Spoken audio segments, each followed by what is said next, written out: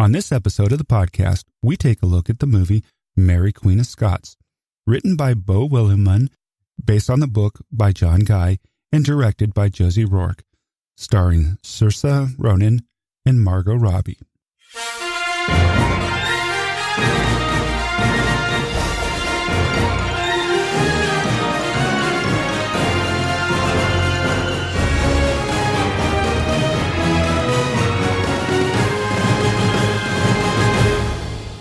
Welcome to He Said, She Said Movie Reviews. This is the podcast where a happily married couple with similar but different movie tastes take a quick look at the movies, helping you make the right decision before your next movie. I'm your host, Tim. And I'm April. Mary Queen of Scots, epic movie or epic fail? We'll tell you all about it right after this trailer. The first trailer we saw is for Cold War. Now, this is not an English movie. It's a Polish movie. It's black and white, and it's about a passionate love story between two people of different backgrounds and temperaments who are fatefully mismatched and yet condemned to each other. It's set against the background of the Cold War in the 1950s in Poland, Berlin, Yugoslavia, and Paris. The film depicts an impossible love story in impossible times. It's with Joanna, Kulig, and Tomasz. This movie has a very much of a film noir feel to it. So if you're into that kind of stuff, it's a black and white movie. So the second one isn't a trailer, but I want to do a shout out. Netflix premiered the movie Bird Box with Sandra Bullock. Tim and I saw it within the first day it was released. In my opinion, it was very good. It was pretty much an end of times type of movie.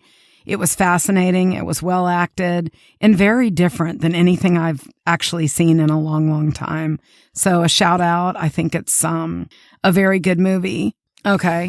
I loved it. I'm a post-apocalyptic movie junkie, and I thoroughly enjoyed Sandra Bullock in this role. So it was great. So anyways, the movie we saw this week, or the movie we're reviewing, is Mary Queen of Scots. This is the story of Mary Stuart's attempt to overthrow her cousin, Queen Elizabeth I, and finds her condemned to years of imprisonment before facing execution.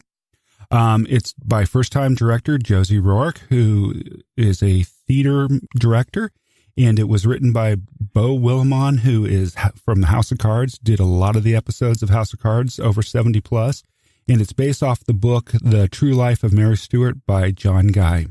And the cast was the lovely Saoirse, that was Mary Stuart, and Margot Robbie, Queen Elizabeth, two of my favorite actresses, actually.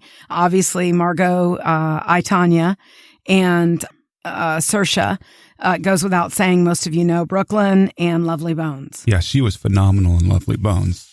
I thought the acting was great in this movie. I'll give the movie that much. But for me, you could definitely tell that this movie was done by a first-time director. I felt lost a lot, and I'm very familiar with the story of Elizabeth and Mary Stuart. So, yeah, the acting was good. The theme, obviously, revenge. It's a different type of movie. Tim and I have seen tons of movies about this story and history, but I like what Tim mentioned to me, and it's true. It's the first time, Tim, that... Yeah, it's the first time that you see Mary Stuart as the protagonist and Queen Elizabeth as the antagonist. Usually the story is about Queen Elizabeth, and Mary Queen of Scots is the antagonist in the movie. So right, and that could be why I found it interesting. We were anxious to see it, but I will say the direction. I'm really proud. I know it's a woman director, right, Tim? Yeah, her first movie, and good for her for taking it on. But I was lost several times, and I that's hard for me because I go to the movie to be pulled in. So that was my only true concern. The score was fine. I wanted to just do a mention of the cinematography, Tim, before you get your 2 cents worth in. I thoroughly enjoyed the scenes, the nature scenes outside. I thought it was beautiful. I thought they were well done. I enjoyed that part of this movie. So yeah, for me, the cinematography, here's my rant, and I think I covered this just recently in a previous podcast. I don't like movies where they use darkness for the ambiance.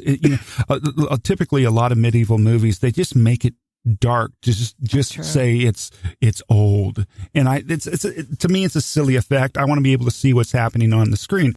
I'm sure if you were alive at that time period, it wasn't all dark. It was all in livid Technicolor. So that's just, I'm off my soapbox now. So okay. I thought the production design was great. This was basically filmed on location. It was filmed in Scotland and it was filmed in England. So agreed. I thought that was kind of cool. You know, it's hard to imitate the Highlands of Scotland anywhere else other than the Highlands of Scotland. You just can't do it.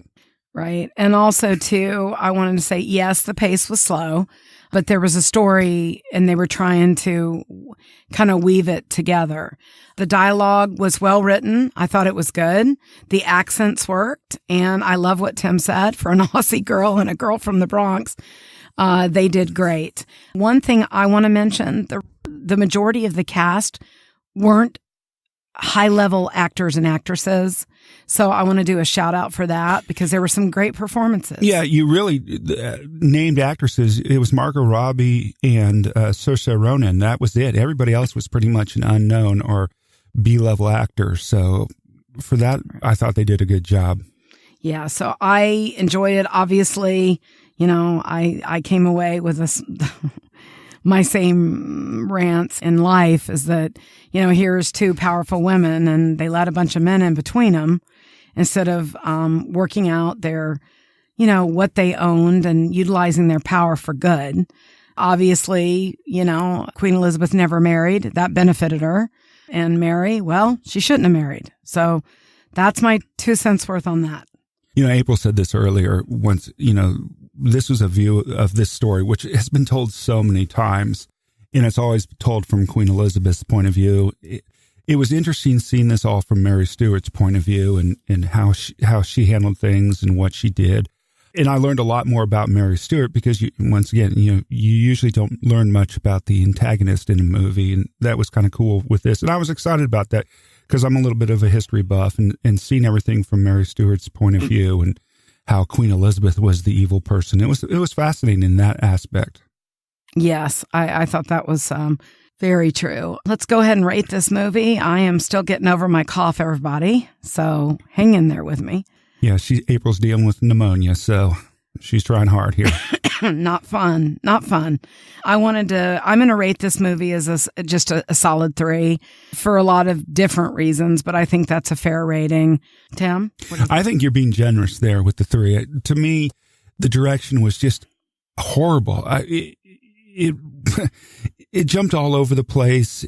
I had a lot of times, as I said, I'm very familiar with the story and I felt like I was lost in the movie, and that was hard. And it's just, in the darkness for me was a killer. So for me, it's a 2.5 at best. So this is, to me, it's a video movie. So. All right. Well, we appreciate all your support and we'll see you at the movies. And if you're anywhere near Atlanta, Georgia, or you're in the area, please make the Spring Cinema and Tap House your favorite movie theater. We have the only heated seats in the state of Georgia, finishing construction within the next 2 weeks. Bar, extended kitchen, it is the bomb. So please go and visit. You won't be disappointed. Also, quick announcement, and you're going to have to stay tuned. We are going to have a contest, and you're going to be able to go see the movies on us. We're going to have an Academy Award contest where you're going to go against us on your Academy Award picks, but we'll be announcing this later and in more detail. So stay tuned. We really appreciate you listening, and we'll see you at the movies. See you at the movies.